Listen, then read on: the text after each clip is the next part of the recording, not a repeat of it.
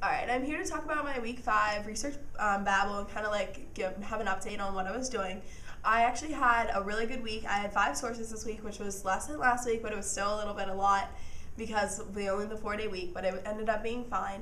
I found that when I was writing my topic sentences, like they just really came to me, and I really have an argument within the piece, within my my actual essay, and I definitely have an idea of where I'm going, and it's really good because it's breaking down to like how capitalism affects the characters, and I'm seeing, like, as I'm reading, because I already have these topic sentences out, I'm finding things that I could quote while I'm reading and researching immediately, like, oh, this right here, it tells about how, or it's an example of how capitalism is causing someone to do something, that they wouldn't usually do, given the economic circumstances. And this actually coincided to my book this week, The Jungle.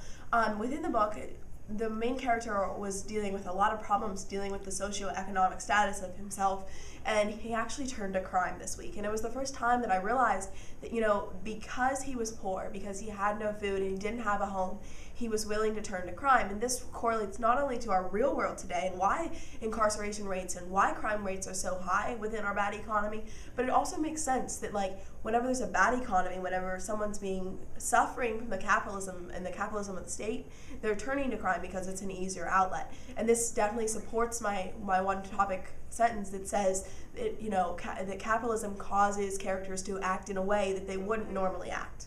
So that's just like what I saw within my book this week and within my little blog there. But my other sources were really interesting. I looked at a photograph from Lewis Hines, and now he's famous for this photograph, and it's lunch break, and it has these men sitting on a beam.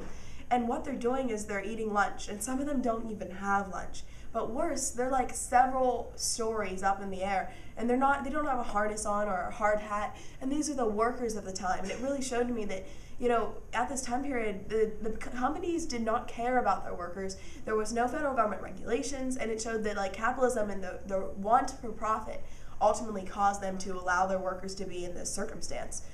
And this kind of want-for-profit transcended into another piece that I found. It was an article from the Socialist Party of Great Britain, which was interesting, but it also talked about, like, what is capitalism, and it broke it down into 2 key points.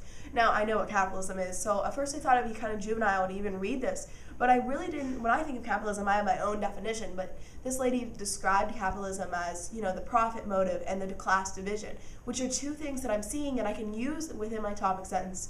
So it was a really great week, and it really worked out for me. I got a speech from Federal Reserve Chairman Alan Greenspan. Now, he's not the chairman now, but in the past. And he talked about how capitalism is working in our society today, and how we're kind of doing this creative destruction where we're constantly making new things. So that's about all for me this week, and it was definitely a good one.